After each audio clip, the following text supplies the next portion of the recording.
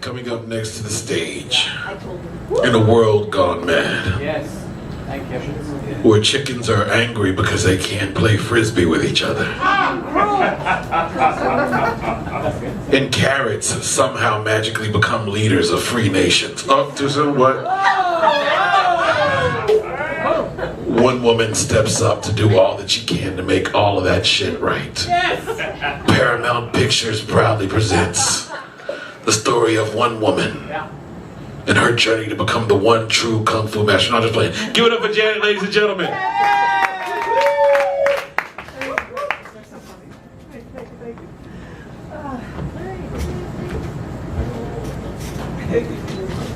I think everybody's trying to figure out the music that's playing.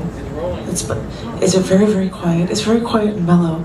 I was thinking I was going to be running late because this evening I happened to see a show by the Ha-Man of South Africa, who is a gentleman, obviously from South Africa, who does tours of the United States and Europe, and I've known him since '09 in Chicago, because I'm a Chicago girl, and I've done shows with him in 2012, and we have a CD of my poetry with him and stuff, and I even, because I moved here last October, I even made a point to stay in Chicago long enough so I could see him in Chicago, because I thought I might never see him again.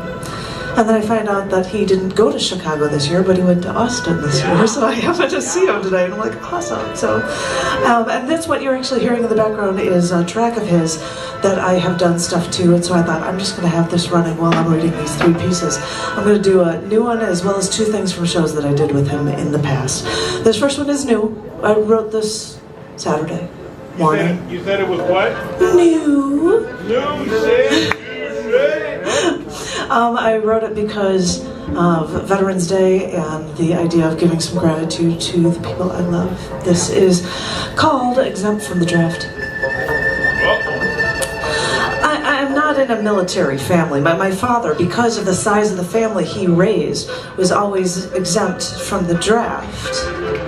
But when the Gulf Wars started, I heard my friends saying that they wanted to sign up to fight, and I was nervous that they would go, that they'd be taken away from me. I know when you're young, you've got something to prove, and combat shows off your machismo, but everyone, because they're young, think they're inevitable, they're invincible, and you're not.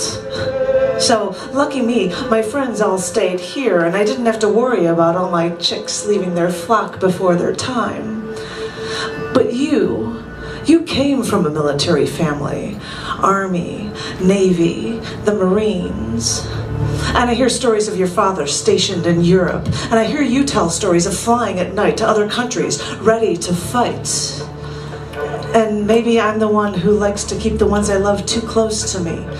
But all I can say is that I'm glad I didn't know you in your military days, because I'd worry too much. And this is only one reason why I'm grateful that you are here with me today.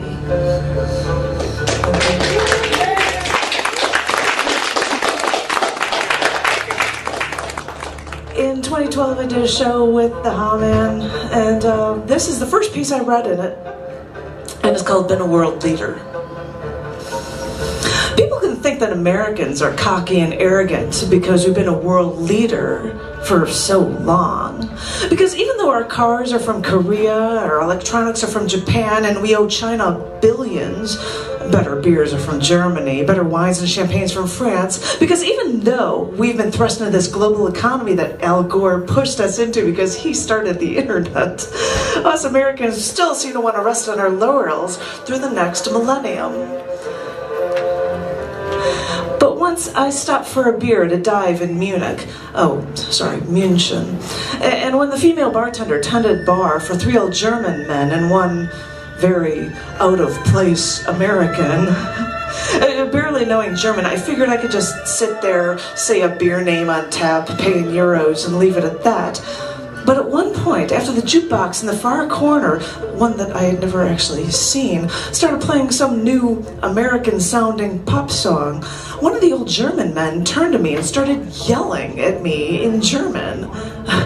Holding my Franziskaner draft, my eyes turned to saucers. I was unable to say a word to this old German man yelling at me in a language I could not decipher. And that's when the bartender yelled at the old man in German, then in English, that they didn't play the song, I, the bartender, did. So I smiled at the bartender and finished my beer, realizing that us Americans can still get into trouble without saying a word. Thanks.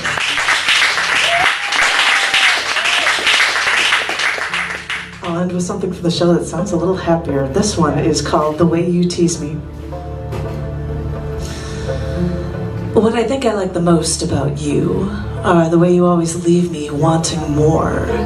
When you kiss me and we start to pull back, I want to cock my head and kiss you again, but I never know if you'll let me. What I think I like the most about you is the way you roll your sultry, deep voice over me like a wave of heat on a summer afternoon. You use a pause to tease me with your words until sweat dances down my hairline and tickles my neck. What I think I like the most about you is the way you slide your arms around my waist and make me just want to collapse in your grasp. And it makes me want to run my hands up and down your back until I hear you moan and sigh. What I think I like the most about you is the way that absence makes the heart grow fonder. And when we touch, you say we should take it slow, take our time, enjoy every moment. And you know, you couldn't be more right. What I think I like the most about you are the things that make me think I have to fight for you, are the things that make me second guess myself, because nothing's ever easy. Not you, not me, not relationships, not sex, not love.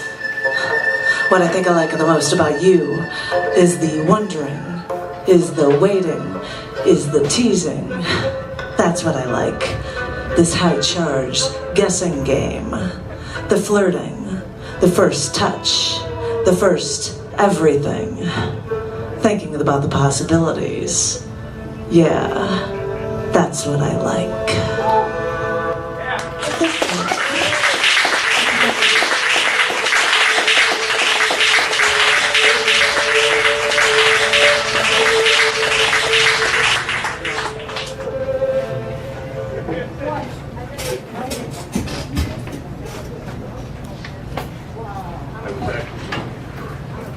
What? He's just looking at me. Force of habit, you're just used to it all the time. Give it up one more time for Janet, ladies and gentlemen. All right.